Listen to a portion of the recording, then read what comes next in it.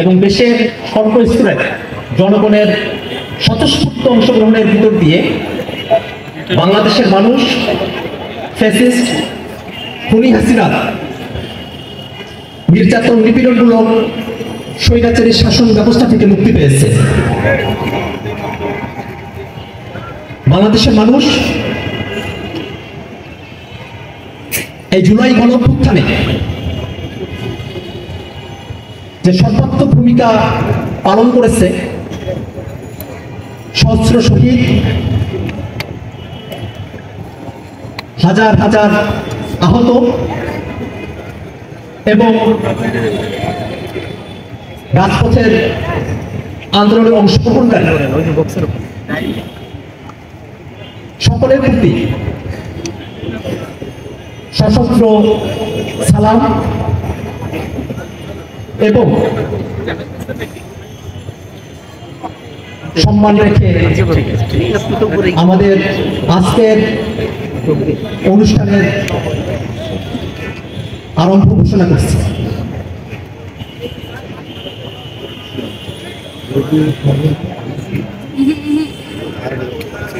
আমরা আমাদের শহীদ ভাইদের স্মরণে 1 মিনিট নীরবতা পালন করব। আমরা তাদের জন্য দোয়া করব, প্রার্থনা করব, তাদেরকে স্মরণ করব। নীরবতা সময় শুরু করছে। শত শত শহীদ এবং আহতরা তারা যে স্বপ্নের জন্য জীবন দিয়েছিলেন, রাজপথের সংগ্রামে অংশ নিয়েছিলেন, আমরা তরুণ যুবকরা সেই স্বপ্নকে আমাদের কাঁধে তুলে দিতে চাই।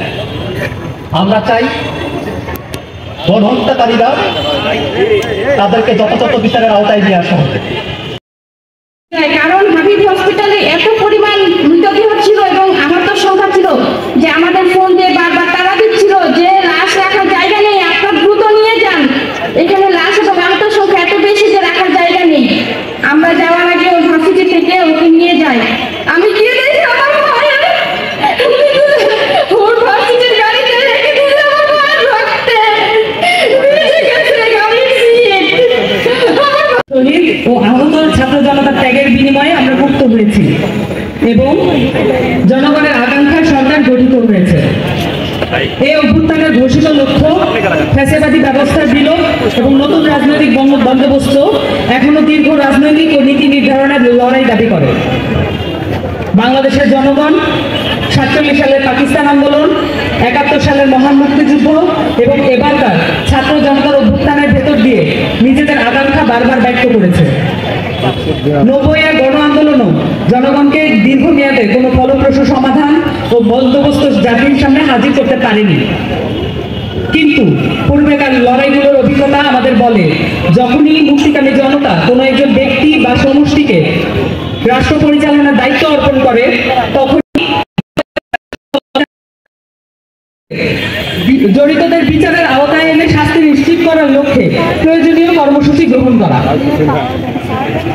রাষ্ট্রের জরুরি সংস্কার ও পুনর্গঠন করার লক্ষ্যে অন্তর্বর্তীকালীন সরকারের জবাবদিহিতা ও সহযোগিতার পরিসর তৈরি করা, বিভিন্ন সামাজিক, সাংস্কৃতিক ও রাজনৈতিক উদ্যোগের সাথে আলোচনা, মত বিনিময় ও গণমুখী কর্মসূচির মাধ্যমে সর্বস্তরের জনতাকে সংহত করার লক্ষ্যে কাজ করা। একটা প্রতিনিধি দল বা একটা অর্গানাইজিং কমিটি ঠিক করব, সেই বিষয়ে আজকে আপনাদের জানিয়ে দিই। আর সদস্যবৃন্দের রূপে আমরা অনেকগুলো সেল করব। সদস্য হিসাবে আমাদের থাকছেন আজকের কমিটিতে আরিফুল ইসলাম আদিব, আরিফুল ইসলাম আদিব জাহাঙ্গীরনগর বিশ্ববিদ্যালয়ে পড়াশোনা করেছেন। আমাদের সাথে থাকছেন আরো সাইদ মুস্তাফিজ, আমাদের সাথে থাকছেন মনিরা শারমিন, আমাদের এই কমিটিতে থাকছেন নাহিদা সারোয়ার চৌধুরী, এই কমিটিতে থাকছেন সারোয়ার তুষার, এই কমিটিতে থাকছেন মোতাসিম বিল্লাহ, আশরাফ উদ্দিন মাহদি, আলাউদ্দিন মোহাম্মদ,